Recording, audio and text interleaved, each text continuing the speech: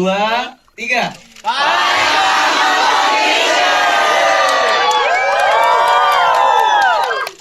Oke. Selamat nonton ya semuanya ya.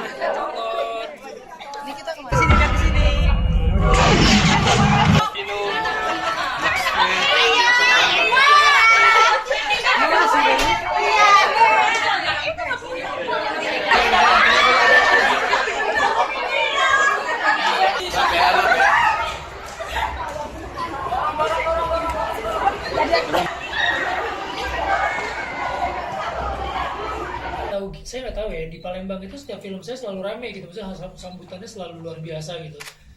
Mungkin bukan cuma film saya, tapi memang film Indonesia di Palembang ini mendapat sambutan yang baik sekali gitu. Palembang jadi udah seperti di Jawa gitu, bahkan di beberapa kota Palembang lebih unggul gitu penontonnya dibanding di beberapa kota di Pulau Jawa.